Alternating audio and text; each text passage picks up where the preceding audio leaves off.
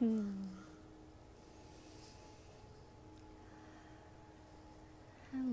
everyone who joins now live or in the future now moments.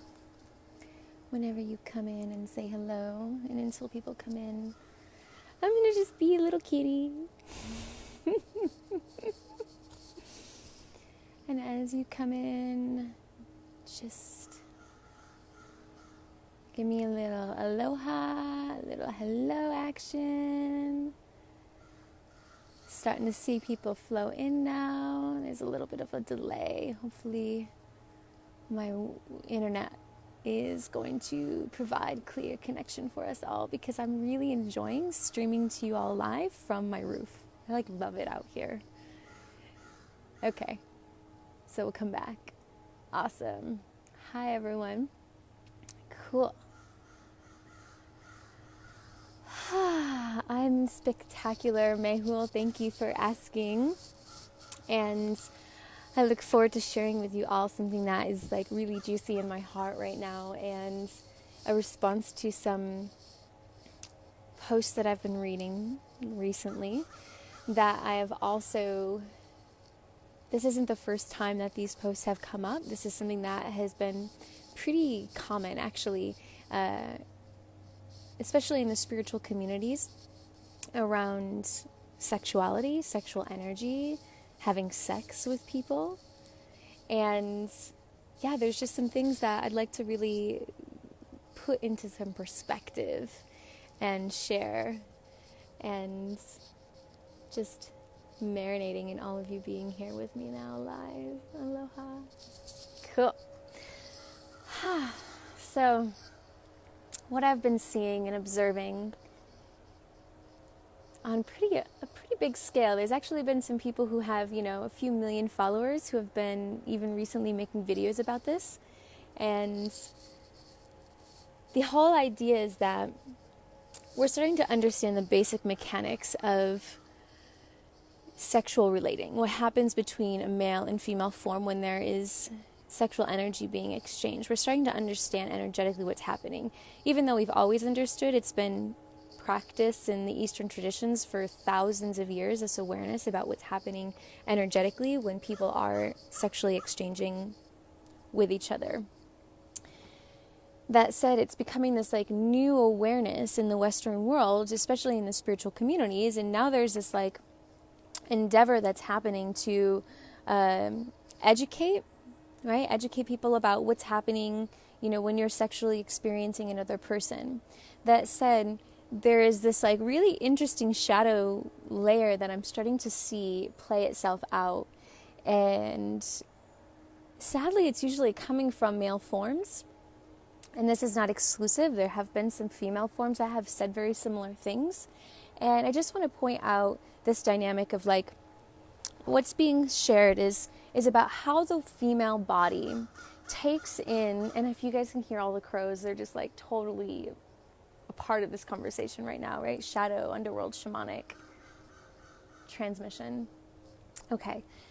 So it's about this idea where when a female body is having intercourse with a male, she takes in the DNA of that male and she stores it inside of her reproductive organs.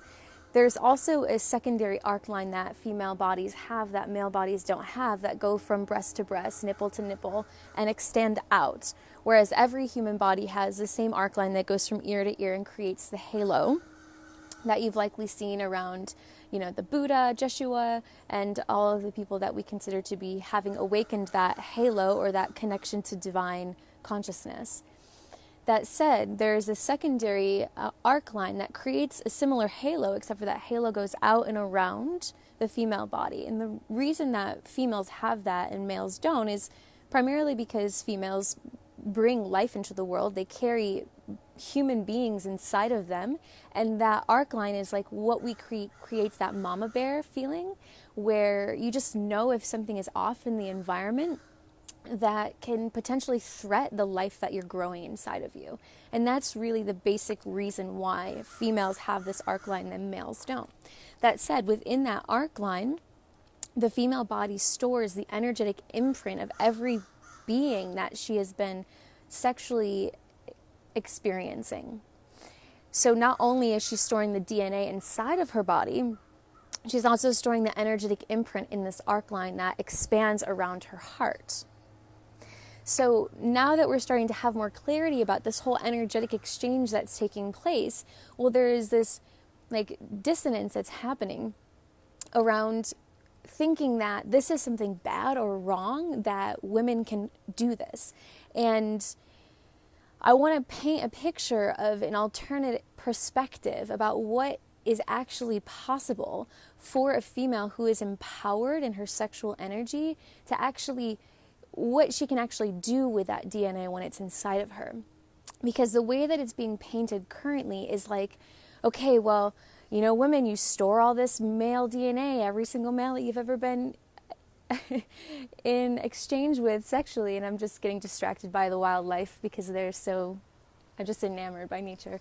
Anyways, so within that, this holding onto the DNA will create like sexual addiction and craving for this person. And then if that being that they're having intercourse with is not, you know, of a certain vibrational frequency or of a certain genetic code, well, then now you have that in your body forever. And it's like this doomsday thing that's being shared about why we should be super conscious about who we're allowing into our energetic field sexually, which I totally agree with. That said, we must also look at this from the perspective of what is possible within a woman's body from holding onto that DNA.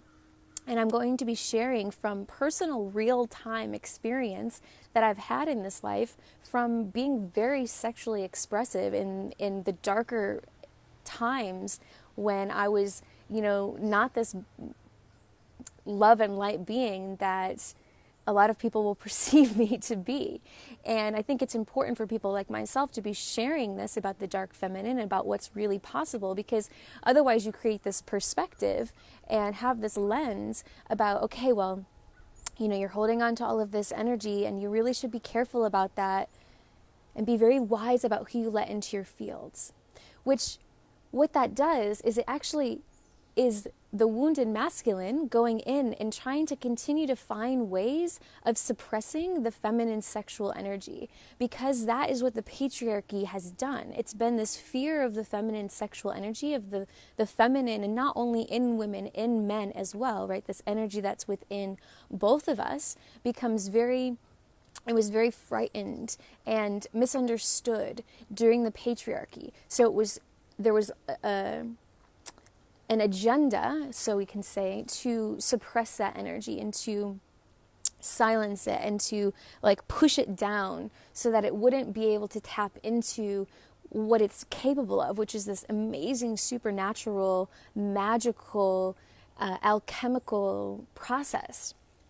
And when we go back to, say, the matriarchy that existed during the kingdom of the Egyptian times, when we were really in the matriarchy on the planet, when we were, you know, praising the high priestesses, and when the sexual energy wasn't suppressed in the way that it has been during the patriarchy, we actually can go back into some of the dark feminine aspects of why, at a deeper energetic level, and what women can do with that DNA when it's inside of them, that can be incredibly healing and transformative for the beings that they're having sex with. So to just catch us all up, for everyone who is just now joining with me, sending you all so much love from the magical forest of North Carolina. And we're talking about this shift and this expanded awareness about our sexual energy, so that we're not going into a space where we are continuing to suppress the feminine, primal, raw sexual power that's inside of us through looking at these energetic capacities of the female body that might lead people to believe that it's not necessarily the most auspicious thing for a woman to be highly sexual unless she's like with a very committed partner that is, you know, energetically meeting her in that space. So what is possible when a woman is taking in the DNA of a man that is, say, wounded or in a space of a lower frequency?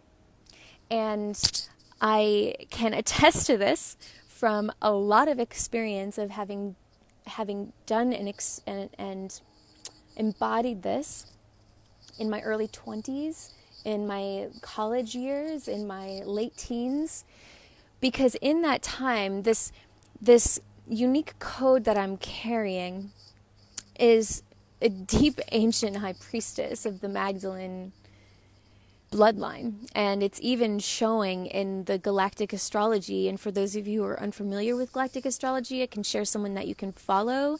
I'm currently studying this tradition right now, which is like looking at us from the heliocentric perspective of like our soul's channel coming into the earth, and all of the different planetary bodies and star systems that were in alignment with our soul's channel as we came into the earth. And the moment that I came into this physical form that you all see as a Haumna, there was a direct degree alignment of the star Magdala with the galactic center in alignment with the sun.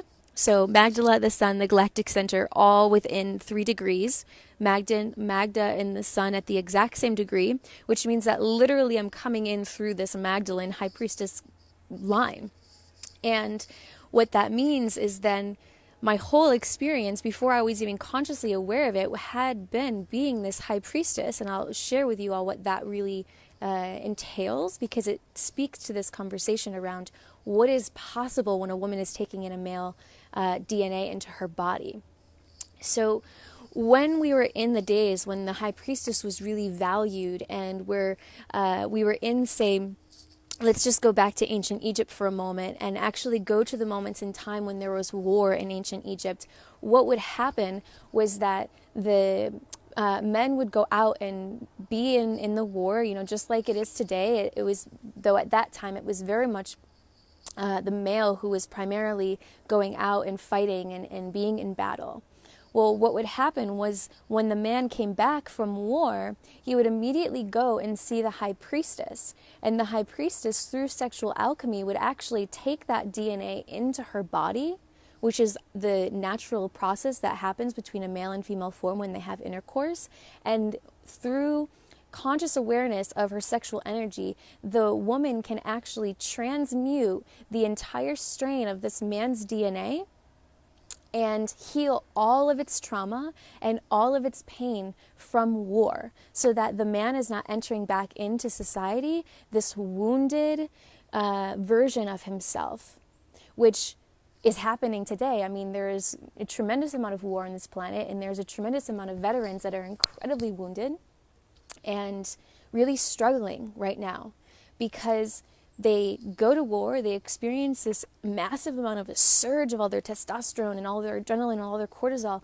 And then what ends up happening is they come back and they don't have this process of recalibrating their DNA and transmuting all the shadows and pains that just are a natural byproduct of being in war.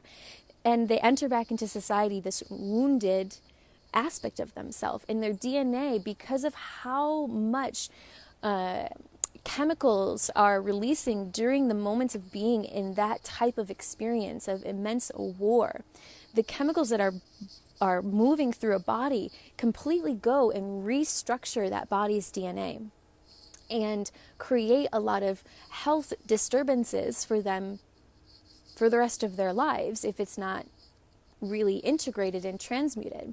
So what was happening in the times of the high priestess was that the men would come into the temples, and through the ability for women to pull the man's DNA into her body, she was able to transmute all of that, let's say, damage, for lack of a better human word to express what we're talking about here, would transmute that DNA helix, literally mutate the DNA helix and restore it with light. And because she's holding that inside of her, in her most primal creative space, she's able to fully transmute and heal that instantly through conscious will and intention. And then that man, because what happens is when the DNA is inside of the woman's body, anything that happens to the DNA inside of her body is subsequently going to happen to the DNA inside of the male's body. Because the DNA, even though it has been entered into the female form, is still connected to that man.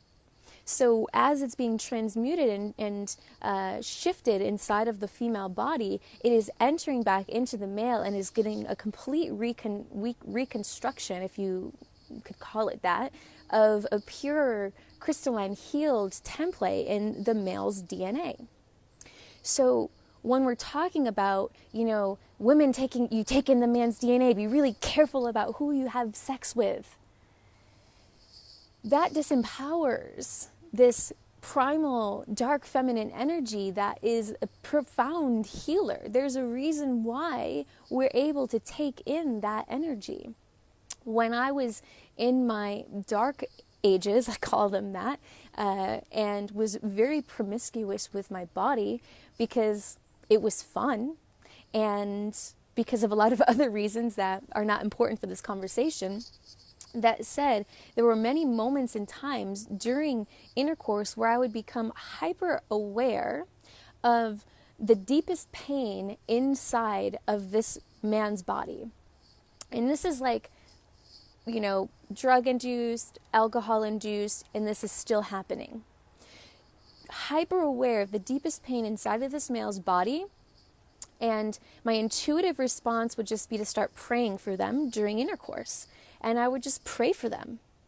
And almost every time, and I'm talking like 50 plus beings to validate my scientific research on this, every time their lives were slightly upgraded afterwards, and these deeper pains within them were totally transmuted. There'd be these emotional kind of dissonances that would happen that would have been completely transmuted through that experience. And now that I'm consciously aware of everything that's happening and totally tap back into the Magdalene line and the high priestesses that I've embodied for so long, I can see what was happening then was this natural response that I knew from all my previous incarnations of how to transmute and what was happening energetically at that time. Now you all see me here, and I'm not pining over all of the men that I have slept with. I'm not in this deep, dark, shadowy space where I've been damaged by all of the male DNA that I've taken inside of my body. And that's the way that it's really being painted right now. This is something that you really should be cautious of. When if we really understand what's happening, it's something to be very empowered by. That it's a deep process of healing that has existed on this planet for so long. And there's a reason why the patriarchy, wanted to shut that down and turn that off, because what it did was it gave the female form a bit of power. Because in that moment in time when the males came to the temples, they came there in order to be healed, and they needed the female form to heal them. So that gave the female form power. And this power wasn't about control. It wasn't about controlling men, though I will admit that there were times back during the matriarchy where there was a lot of abuse of male energy at the time, and I won't pretend that wasn't happening, because ultimately a pure matriarchy isn't in the highest best either. We're moving towards synarchy, right, where we're all in unity and harmony, where both of our energies are merged, the yin yang coming together in full synarchy. That's really the highest endeavor and the highest truth that humanity can experience. So I'm not speaking about the matriarchy this is the best thing in the entire world, because it had its flaws. There were moments when there was a lot of manipulation of power. There were moments when, men were treated like dogs in the temple. That happened. That said, that was just from what happens when people from a wounded space or a shadow space or a lack of full connection and consciousness take this idea of power, and they get power hungry, they get greedy, and they want to control and dominate others, right? So that wasn't always happening. That said, it did happen. So that was a big reason why then when this patriarchy emerged, there was this whole effort, especially through the Bible, to paint the feminine energy and women as evil, as a source of evil. And, from Eve eating the apple and creating sin on the planet, it created this energy that then, shut down the feminine primal sexual energy on the planet.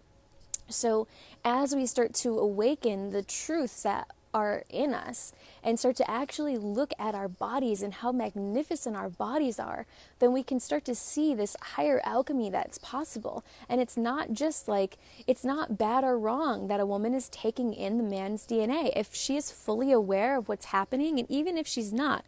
Because remember, the experiences that I had when I was really doing all this scientific research, I was very unconscious to what was happening. It was just this intuitive prayer process that would come through because I was like psychically in tune and picking up everything that was off in this person's unconscious, like bound up DNA, and was able to restructure that. And I watched men go into beautiful, amazing relationships after those experiences. I watched them excel in their life after these experiences. So I've seen that there was a major transformation in their DNA structure that was happening. So what we're really doing here is we're healing on an ancestral, genetic, epigenetic level when we're having intercourse in a very conscious way. So it's not necessarily the worst thing in the world. Like, if you're in a woman's body and you still want to go out and express your sexuality with multiple partners, go do it. Go be who you want to be. Like, honor that call that's within you to be with who you're sexually attracted to go out and experience yourself, because it's not bad or wrong. There's a reason why you have that energetic pull inside of you, even if you're operating still from a shadow space around it, even if you're too still healing, because through a lot of that, I was also healing. And when we start to see this through this process, another amazing alchemical process that happens when you're having this intercourse is that you immediately bring up to the surface anything that is unconscious, because you're operating from a very primal root chakra, sacral. Some people are getting up into their solar plexus. Potentially a lot of people that are on this video are getting up into your heart, and maybe a select few are starting to access into what's really possible through, the sexual alchemical magic that's available to us when we get past all of our shadow stuff, all of our subconscious stuff, and really start to move that energy through our entire channel up into our higher energetic centers, and then all the way up to the galactic core.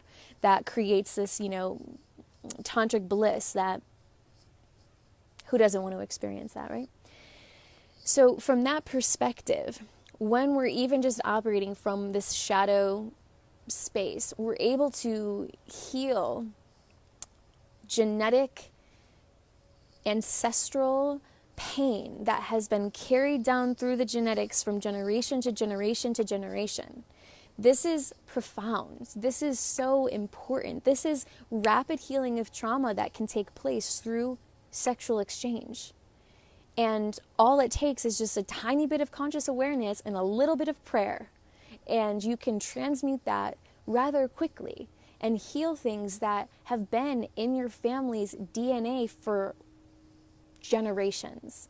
So when I start to see this, push and very, beautiful men sharing that, women, you should be really cautious with your energy because you're taking in all this DNA, and then you're going to be stuck with that male energy. And like, what if that male energy is wounded or is traumatized or has genetics that just like don't really resonate with your highest truth?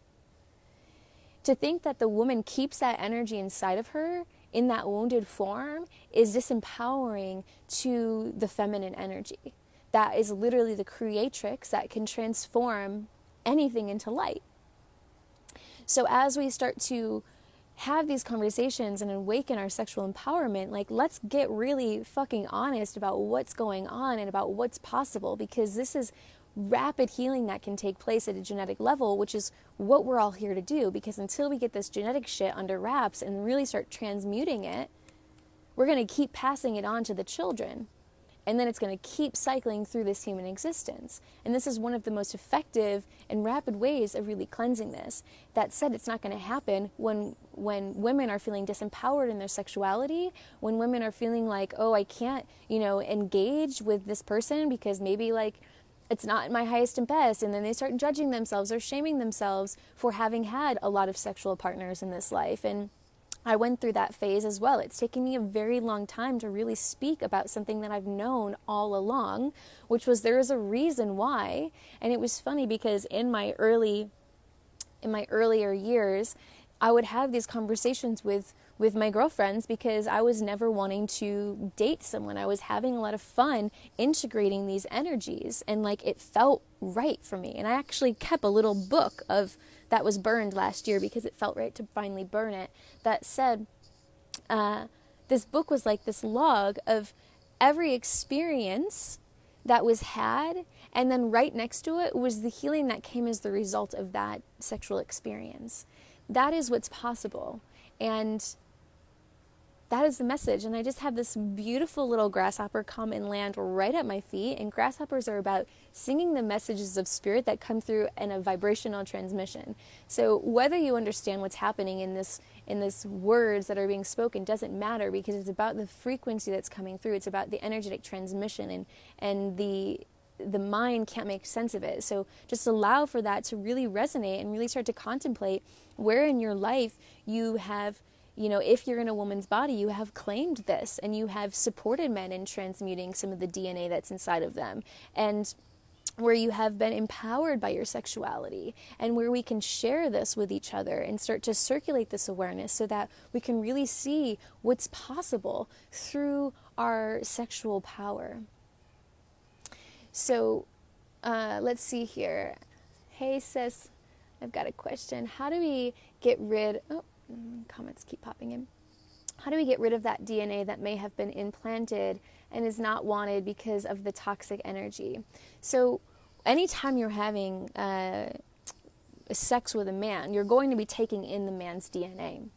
The key is that you are actively transmuting that DNA into light. So it can be as simple as praying for that person, because it's like we're not consciously aware that we're taking in this DNA, right? This is something that's happening at a physiological level. So praying for that person, it can be the simplest way for someone who's not like all in their like, what's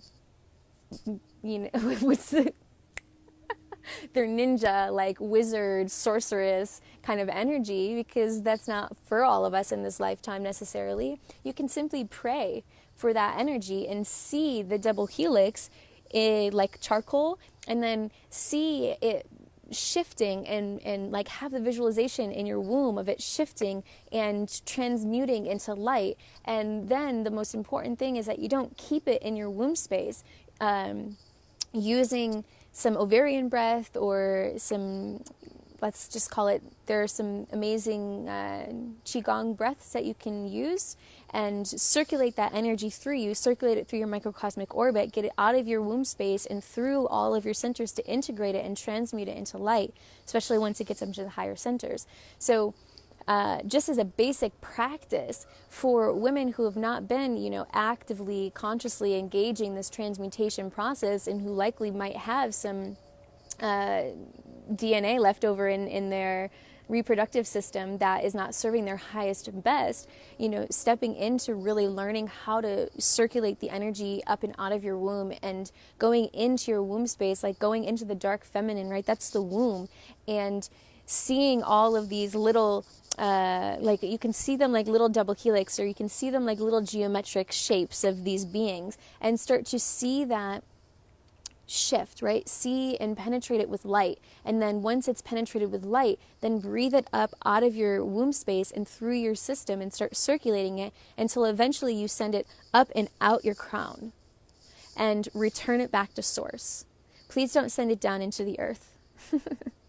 Send it up and out your crown and back to source, because that is going to allow for that DNA to be completed, and to anything that, maybe is not necessarily able to be transmuted in your body will be transmuted in source. So that is just a simple practice. There's amazing practices that if you're interested in this, you can start to learn for how to really use this exchange that's happening between men and women during sexual intercourse to heal the planet, right? Sex is about healing. It's about connection. It's about, getting down into our primal ancestral epigenetic shit that's been passed on from generation to generation, and really starting to transmute that into light so that we can have a more enlightened experience here in our physical bodies that just want to like transmute and vibrate into light.